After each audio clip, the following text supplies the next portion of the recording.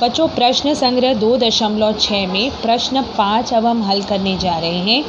सवाल में दिया है कि सुयश को गणित विषय की प्रथम जांच परीक्षा में प्राप्त अंक की अपेक्षा द्वितीय जांच परीक्षा में 10 अंक ज़्यादा प्राप्त हुए हैं, यानी कि सुयश को प्रथम जांच परीक्षा में कम अंक प्राप्त हुए हैं, द्वितीय जांच परीक्षा में ज़्यादा अंक प्राप्त हुए हैं, ऐसा सवाल में बताया गया है।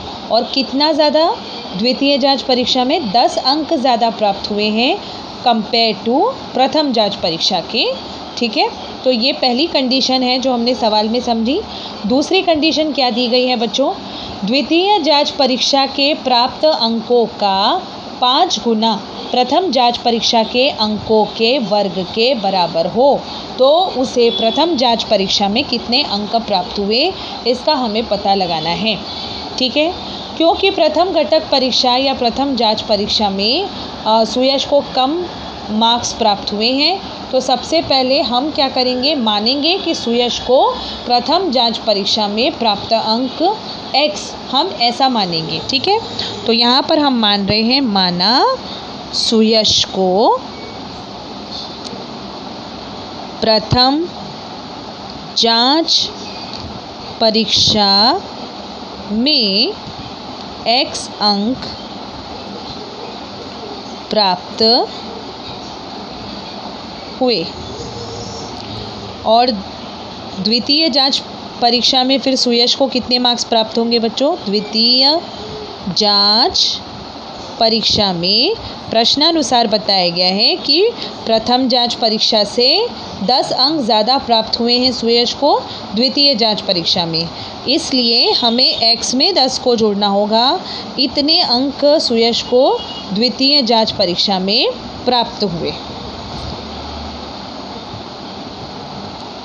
अब आगे हम देखते हैं दूसरी ये तो हमें पहली शर्त जो है सवाल में हमें ये बता रही है कि प्रथम जांच परीक्षा में यदि x अंक प्राप्त हुए हैं तो द्वितीय जांच परीक्षा में x + 10 यानी x धन 10 इतने अंक सुयश को प्राप्त हुए हैं।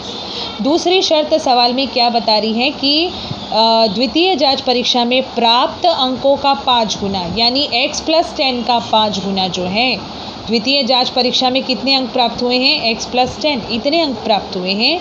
इसका जब हम 5 गुना लेंगे तो क्या होगा बच्चों? 5 गुना लेने पर 5 गुणे x धन 10 हो जाएगा, यानी 5 कोष्ठक में x धन 10 होगा यदि इस अंक का 5 गुना लिया गया तो।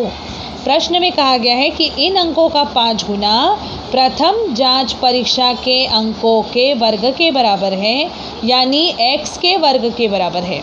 तो समीकरण बच्चों किस तरह से बनेगा? सवाल की शर्त के अनुसार समीकरण कुछ इस प्रकार से बनेगा, प्रथम जांच परीक्षा के अंकों का वर्ग बराबर होगा द्वितीय जांच परीक्षा के अंकों के 5 गुने के। द्वितीय जांच परीक्षा के जो अंकों का जब हम 5 गुना लेंगे वो प्रथम जांच परीक्षा के अंकों के वर्ग के बराबर होगा, ऐसा सवाल में बताया गया है। ठीक है, तो अब हम क्या करेंगे, इसे हल करेंगे। देखिए x² = 5x + 5 10 यानी 5 दहा में होता है 50। इसको अब हम हल करेंगे।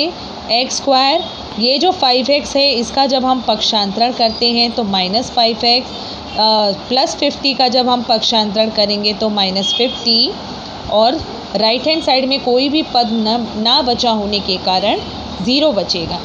अब हमें गुणनखंड विधि से हल करना है। पहला अंक यहाँ पर 1 है और तीसरे पद में अंक है -50, तो इसका गुणनफल होगा -50। मध्य पद में जो संख्या मौजूद है वो है -5। अब हमें ऐसी संख्याओं का चुनाव करना है जिनका गुणा करने पर ऋण 50 हो और उन्हीं दोनों संख्याओं को जोड़ने पर हमें ऋण 5 मिले। तो वो दो संख्याएं कौन सी हैं बच्चों? ऋण 10 और धन 5। जब हम ऋण 10 और धन 5 का गुणा करते हैं तो ऋण 50 आता है, और जब हम ऋण 10 और धन 5 को जोड़ते हैं तो ऋण 5 आता है। ठीक है, तो इस तरह से हमें वो दो संख्याएं कौन सी प्राप्त हुई हैं? ऋण 10 तथा धन 5। अब हम आगे देखेंगे, ये जो वर्ग समीकरण है ये मैं वापस यहाँ पर लिख रही हूँ। देखिए अब हमें क्या करना है, मध्य पद को दो भागों में बांटना है, एक ऋण 10 और धन 5। X square minus 10x plus 5x। x जो है यहाँ पर चरांक के रूप में मौजूद है, ये होगा। साथ में ये दो संख्याएं कहाँ से आई, जो अभी अभी हमने घटक प्राप्त किए वो है ये सॉरी यहाँ पर आएगा -50, ये -50 बराबर 0। इस तरह से अब हमारा अगला काम क्या है, पेयरिंग करना और पेयरिंग करके कॉमन बाहर निकालना। तो यहाँ पे देखिए x कॉमन और x -10 प्लस 5 यहाँ कॉमन x -10 इक्वल टू 0। 5 10 50 होता है इसलिए 10, यहाँ माइनस साइन है इसलिए यहाँ माइनस साइन है। ठीक है, वैसे यहाँ पर माइनस साइन था इसलिए माइनस साइन।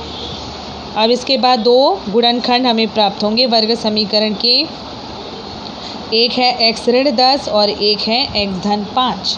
अब हम इन दोनों गुणनखंडों से अलग अलग समीकरण तैयार करेंगे, जिससे हमें x के दो मान प्राप्त होंगे, एक तो धन 10 और दूसरा मान हमें प्राप्त होगा ऋण 5। ठीक है, धन 5 का पक्षांतरण करने से ऋण 5 और ऋण 10 का पक्षांतरण करने से धन 10। अब आपको ध्यान होगा x हमने किसे माना था बच्चों, सुयश को प्रथम जांच परीक्षा में प्राप्त अंकों को हमने x माना था। और अंक आपको पता है ना, कभी भी आपको टीचर नंबर देती है, जब भी किसी भी परीक्षा में आपको नंबर्स मिलते हैं तो आपको धनात्मक स्वरूप में प्राप्त होते हैं, ऋणात्मक स्वरूप में प्राप्त नहीं होते। तो नंबर्स जो हैं वो -5 तो हो नहीं सकते, यानी अंक ऋणात्मक नहीं हो सकते। तो यहाँ पर जो x का मान जो है ये 10, ये मान्य माना जाएगा और इसे अमान्य माना जाएगा। ठीक है ना, तो यहाँ पर आपको लिखना है अंक ऋणात्मक नहीं हो सकते, इसलिए x का मान कितना होगा, 10 होगा। तो लास्ट में हम लिखेंगे अंक ऋणात्मक नहीं हो सकते, इसलिए x का मान कितना होगा, 10। तो अंत में हम यहाँ स्टेटमेंट लिखेंगे कि पहली घटक परीक्षा में या प्रथम जांच परीक्षा में सुयश को प्राप्त होने वाले अंक कितने हुए, 10 हुए। तो प्रथम जांच परीक्षा में सुयश को 10 अंक प्राप्त हुए। इस तरह से हमें स्टेटमेंट जो है अंत में लिखना होगा। हमने x अंक किसे माना था, प्रथम जांच परीक्षा के अंकों को माना था, और इसीलिए हमने x अंक प्राप्त कर लिया। और सवाल में भी हमें प्रथम जांच परीक्षा के अंकों का ही मान प्राप्त करने के लिए कहा गया था, जो कि ज्ञात हो चुका है, x का मान 10। ठीक है।